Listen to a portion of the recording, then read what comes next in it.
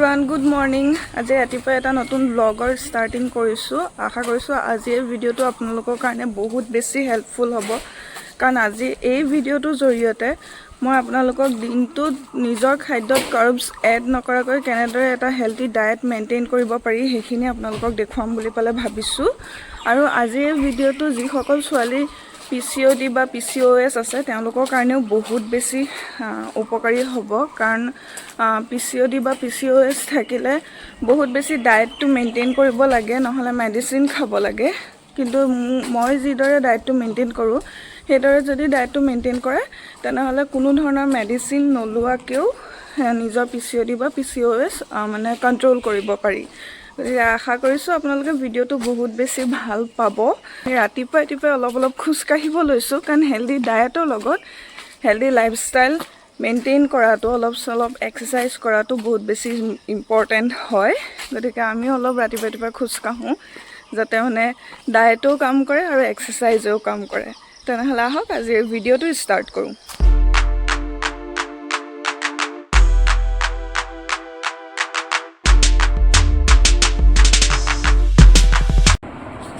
আহি গ'লো ৰাতিপুৱা চাহ কাপ লৈ খুচকাহি আহি গা পা ধুই ভাবিলোঁ ৰাতিপুৱা চাহ কাপ খাই লওঁ পিছে এই চাহ কাপ হাৰ্টৰ কাৰণে বহুতে বেছি উপকাৰী আৰু মই যে ভিডিঅ'টো আৰম্ভণিতে কৈছিলোঁ PCOD আৰু PCOSৰ কথা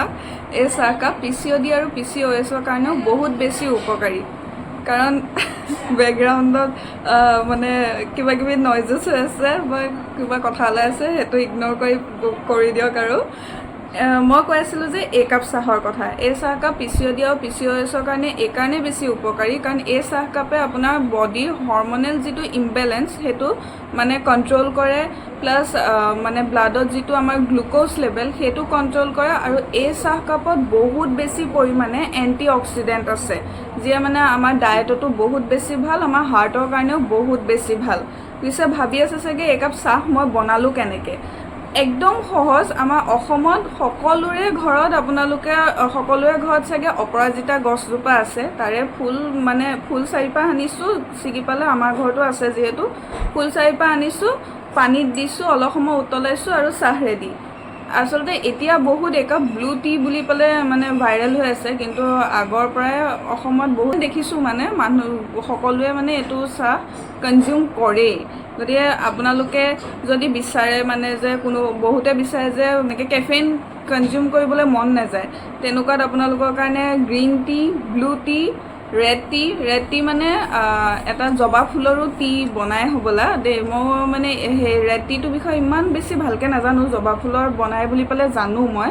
ডায়েটিঙৰ কাৰণে বহুতে বেছি উপকাৰী আৰু আপোনালোকে খাব পাৰে এইবিলাক টি ময়ো মানে খাওঁ কিন্তু সদায় নাখাওঁ সপ্তাহত ধৰক 2 দিন বা 3 দিন খাওঁ 3 দিন নৰ্মেল টিয়ে কনজিউম কৰোঁ তেনেকৈ আপোনালোকেও সপ্তাহত 2 দিন বা 3 দিন ট্ৰাই কৰি চাব পাৰে এই কাপ এতিয়া দেখিবলৈ চাগে অলপ কলা দেখিছে কিন্তু একচুৱেলি এইটো নীলা হয় পুৰা চাহ কাপ কাৰণ অপৰাজিতা ফুলপাহ নীলা হয় আৰু এই চাহ কাপো এইকাৰণে কালাৰটো নীলা হয় মই বেছি উতলাই দিয়াৰ কাৰণে আজি অকণ কলা দেখিছে চাগে আপোনালোকে আৰু এটা কথা ইম্পৰ্টেণ্ট যে যিসকলে ডায়েটিঙত থাকে তেওঁলোকৰ কাৰণে গ্ৰীণ টি আৰু ব্লু টিটো বহুত ভাল হয় আৰু যিসকলে ধৰক এটা স্মুথ স্কিন পাব বিচাৰিছে বা যাৰ পিম্পলছ আছে তেওঁলোকৰ কাৰণেও এই কাপ চাহ বহুত বেছি ভাল কাৰণ স্কিনখন আপোনাৰ গ্ল'য়িং কৰি তুলিব আপোনাৰ স্কিনৰ পিম্পলছো নাইকিয়া কৰি দিব এই কাপ চাহে এতিয়া মই ব্ৰেকফাষ্টত বনাই ল'লোঁ পোহা আৰু বইল ডিম ব্ৰেকফাষ্টটো মানে হেল্দি হ'ব লাগে সদায় ব্ৰেকফাষ্টটো সদায় হেল্দিকৈ খাব লাগে চিৰাটো গাখীৰ বা এইবিলাক দি খোৱাতকৈ মই মানে এনেকৈ পোহা ষ্টাইলত বনাই খালে বেছি ভাল পাওঁ আপোনালোকে যদি বিচাৰে বিটৰুট চিৰা এনেকৈও খাব পাৰে কিন্তু মানে ব্ৰেকফাষ্টটো সদায় হেল্দি কৰিব লাগে যদি আপুনি ডায়েট মেইনটেইন কৰি আছে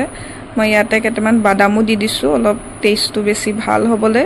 গতিকে এতিয়া মই ব্ৰেকফাষ্টটো কৰি লওঁ তাৰপিছত লাঞ্চত কি খাওঁ সেইটো আপোনালোকক আগলৈ দেখুৱাম ভাবিছোঁ লাঞ্চত এতিয়া কাকৰি বনাম মাৰ টেৰেছ গাৰ্ডেনৰ কাকৰি দেখিছেনে কিমান দীঘল আৰু এটা আছে বাৰু ডাঙৰ এইটোতো আৰু বেছি ডাঙৰ এয়া দেখিছেনে মায়ে ঘৰৰ পৰা আহোঁতে দি পঠিয়াইছিলে বোলে ঘৰৰ শাক পাচলি খাব পাৰিম বুলি পেলাই সেইকাৰণে মায়ে দি পঠিয়াইছিলে এতিয়া সেইকাৰণে ভাবিছোঁ লাঞ্চত এইটোকে বনাম বুলি পেলাই কাকৰি আপোনালোকে তিয়হৰ নিচিনা কেঁচাই কেঁচাইও খাব পাৰে আৰু সালাড বনাইও খাব পাৰে মানে, কিন্তু এদিন মই ভাজি বনাই খাইছিলোঁ আৰু ভাজি বনাই খাওঁতে বহুত টেষ্টি লাগিল, সেইকাৰণে ভাবিলোঁ আজি কাকৰি ভাজি বনাই খাম আৰু ইয়াৰ লগত খাম মই দালিয়াটো কেনেকৈ খাওঁ সেইটো আপোনালোককো দেখুৱাম। এয়া মোৰ লাঞ্চৰ থালিখন ৰেডি হৈ গ'ল। এয়া মচুৰ দালি লগতে বন্ধাকবি ভাজি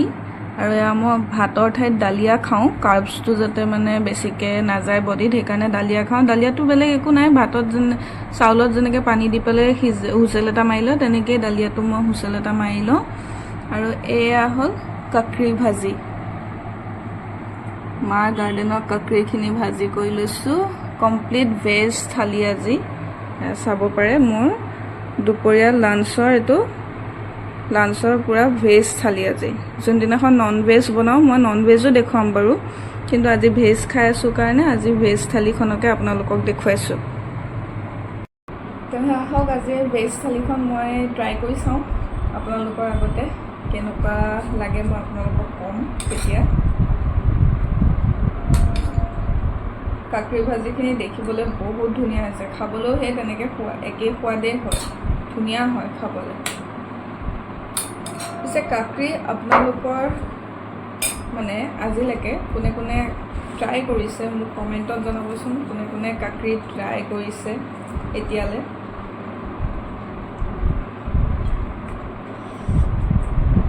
যদি কাৰ্বছটো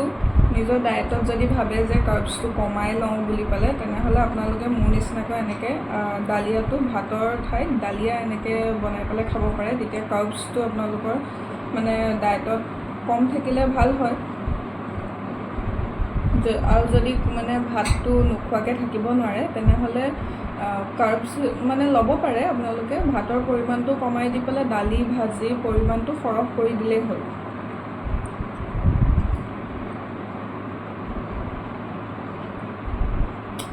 বহুত টেষ্টি হয়, একদম ভাত খাই থকা নিচিনাই লাগে, এনেকুৱা নালাগে যে আমি মানে বেলেগ কিবা খাই আছোঁ, ভাত খাই থকা নিচিনাই লাগে, বহুত টেষ্টি হয় খাবলৈ।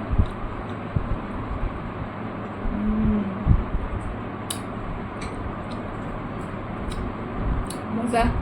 আবেলি সময়ত সকলোৰে কিবা এটা মানে চটপটা খাবলৈ ক্ৰেভিংছ হয় ন,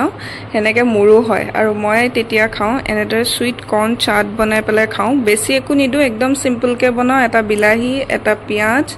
আৰু চুইট কৰ্ণখিনি বইল কৰি লওঁ, তাতে চাট মছলা অকণমান নিমখ দি পেলাই মোৰ চুইট কৰ্ণ চাট ৰেডি হৈ যায়। এনেদৰে চাট খাবলৈ কাৰণে মই ব্লিংকিটৰ পৰা প্ৰায় 500 গ্ৰাম মানৰ এটা চুইট কৰ্ণৰ পেকেট আনিয়ে থওঁ। চাটতো খাওঁ, কেতিয়াবা মন গ'লে অ'টছতো দি খাওঁ মই, কিন্তু খাবলৈ বহুত বেছি টেষ্টি হয় আৰু ভালো লাগে আৰু ক্ৰেভিংছটো পূৰা নাইকিয়া হৈ যায়। আৰু লগতে খাওঁ মাৰ টেৰেছ গাৰ্ডেনৰ ৱাটাৰ এপল, ঘৰৰ পৰা আহোঁতে মায়ে প্ৰায় 1 কাৰ্টুন দি পঠিয়াইছে আৰু যেতিয়ালৈকে থাকি মানে শেষ নহয় তেতিয়ালৈকে আবেলি এটা হ'লেও বা 2টা হ'লেও খাওঁৱেই। ৱাটাৰ এপলটো মানে মই বহুত ভাল পাওঁ, বহুত মানে জুচি হয়, সেইকাৰণে খায়ো ভাল লাগে আৰু আইৰণেৰেও ভৰপূৰ হয় এইটো। মই ডিনাৰত খাম অ'টছ আৰু ডিনাৰ প্ৰিপেৰেশ্যনৰ কাৰণে প্ৰথমতে মই ভেজিটেবলছখিনি কাটি লৈছোঁ। কেপচিকাম, লেচেৰা, বিনছ এইবিলাক চব ঘৰৰ হয়, মায়ে দি পঠিওৱা। তাতে কেইটামান বোলো চুইট কৰ্ণো দি দিম, সেইকাৰণে চুইট কৰ্ণ কেইটামানো লৈ লৈছোঁ আৰু কোৱান্টিটি বহুত কম দেখিছে চাগে, কাৰণ অকল মোৰ কাৰণেহে মই বনাওঁ এইটো অ'টছৰ ৰেচিপিটো, কাৰণ ঘৰত চবে বাকী ভাতেই খায়, মই মোৰ কাৰণে এইটো এক্সট্ৰাকৈ বনাই লওঁ, বাকী সকলোৱে মানে ৰাইচে খায় ডিনাৰত। মই খালি ডিনাৰত অ'টছ খাওঁ এনেদৰে ভেজিছ দি পেলাই। আজি সেইকাৰণে ঘৰৰে কেপচিকাম, লেচেৰা, বিনছ, চুইট কৰ্ণ কেইটামানো দি দিছোঁ আৰু এইটো মই অ'টছত এইটো মানে ফ্লেভাৰটো চেঞ্জ কৰি থাকোঁ, মাজে মাজে নৰ্মেল খাওঁ, কেতিয়াবা মন গ'লে মছলা অ'টছ খাওঁ। এয়া গোটেই ভেজিটেবলছখিনি প্ৰথমতে ফ্ৰাই কৰি লৈছোঁ, তাৰপিছত অ'টছখিনি দি পেলাই পানী দি দিম আৰু 10 মিনিটত ৰেডি হৈ যাব মোৰ ডিনাৰ। আৰু এয়া চাওক 10 মিনিটছতে মোৰ ডিনাৰ ৰেডি হৈ গ'ল, পূৰা একদম ধোঁৱা ওলাই আছে, গৰম গৰম, একদম ঘৰৰ পাচলি, ফাইবাৰ আৰু ভিটামিনছেৰে ভৰা একদম ডিনাৰ মোৰ। আজি এটা সম্পূৰ্ণ ব্লগৰ জৰিয়তে ৰাতিপুৱা চাহকাপৰ পৰা ৰাতি ডিনাৰলৈকে মই কি হেল্ডি ৰেচিপিজ খাওঁ সেই গোটেইখিনি আপোনালোকৰ আগত দাঙি ধৰিবলৈ চেষ্টা কৰিছোঁ। আশা কৰিছোঁ আপোনালোকে ব্লগটো চাই বহুত ভাল পাব আৰু এই ব্লগটোৰ জৰিয়তে আপোনালোকে মোক মৰম দিব বুলি ক'লে মই আশা ৰাখিলোঁ। আজি এই ডায়েট ৰেচিপিজখিনি আপোনালোকে কেনেকুৱা পালে মোক কমেণ্টত জনাবলৈ নাপাহৰিব। তেনেহ'লে আজি এই ব্লগটো ইমানতে সামৰণি মাৰোঁ। Okay, stay healthy guys, bye bye, good night.